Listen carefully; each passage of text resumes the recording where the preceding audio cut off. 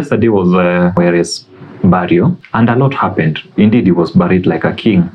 A lot has been happening behind the scenes, because we remember that his murder was not one of the most convincing ones when it comes to the security of our leaders and also Kenyans themselves. So apparently, police are moving so swiftly, and they've learned that the bodyguards were involved in the murder. Got me to remember of a story that we were told about a boy who used to hate the cow that was in their homestead, because alikuwa anapewa kazi mingi ya kwenda kuilisha, and he didn't like grazing. So he always wished that the cow were dead. Long story short, the boy decided to kill the cow, and after killing the cow, that's when he realized that, wow, this same cow is the one that was giving us milk. It was our source of income in the family. Now our bodyguard is somewhere in prison, in remand, because of selling his boss for a few silver coins, just like Judas Iscariot.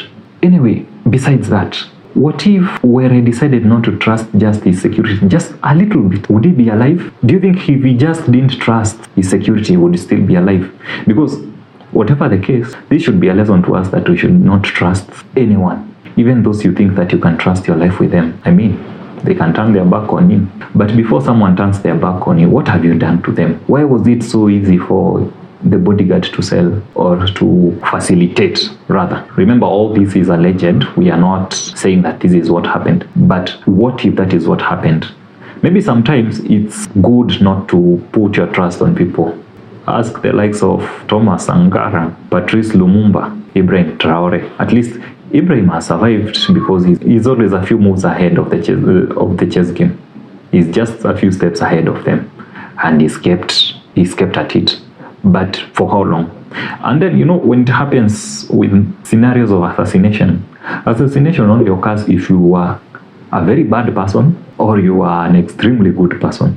So it's either you are killed because you are extremely good, or you are killed because you are extremely bad. But whatever reasons had him killed, it's something that should raise our eyebrows, because didn't Baba, by the way, say that aliruka kwa gari yake, and then said that there are people who are following him? He would tell him the story that happened. What would have happened? Anyway, long story short, let's continue to see what the police unfold, because we've been told that someone decided to cut the hand that feeds him. And talking of loyalty, how loyal are you to your boss, by the way? Would you cut the hand that feeds you? Would you kill it, or will you let it grow stronger?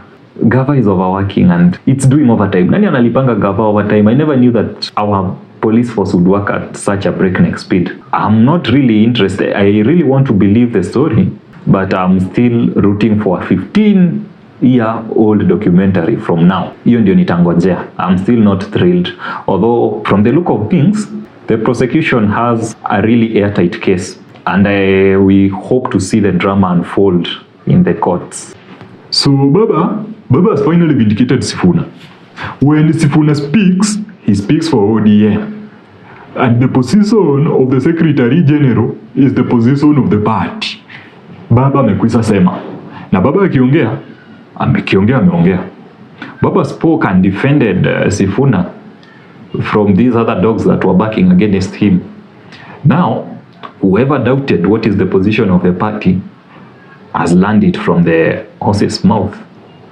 Baba said that the position of the Secretary General is the position of the party. However, Baba had a warning to Sifuna. Told him, hapana kuwa mkali sana. But remember, this guy has really frustrated these people who are working, who are saying that we are in government, we are in broad-based government. Sifuna has really tried to give them a hard time. We saw someone who was almost crying, saying, "Sisi ni wa chama moja. Acha kutoka chama moja bwana. Sifuna tuko chama moja. Hapana piga sisi." My brother Sifuna, please, I am a member of your party. I don't belong to any other party. I belong to ODM. If I fail, there is no way 2027 you are talking about. You will convince anyone that ODM can run a government. But that is what we want. We want people who are fighting for the mwananchi.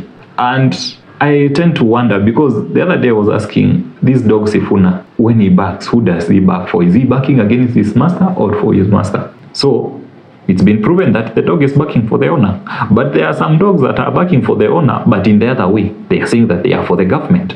And Sifuna is beating them because they are working with the government. So we wonder, what two sides does Baba have? I mean, Baba is just an enigma. He is an enigma. Baba is the only man who can be in government, out of government, besides the government, behind the government, and maybe just above the government. I don't know. But remember that Sifuna warning that I told you? Hapana kuwa mkali sana. Just remember, these other dogs are calling you to come and share their spoils.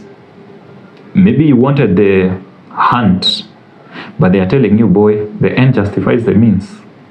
Come, let's share the spoils. But Sifuna, on behalf of I Choose Violence Association of Kenya, ICVAC, I tell you, son, choose violence always, but be wise. Remember, you are sent like sheep among wolves, and you're supposed to be as shrewd as a snake and innocent as a dove.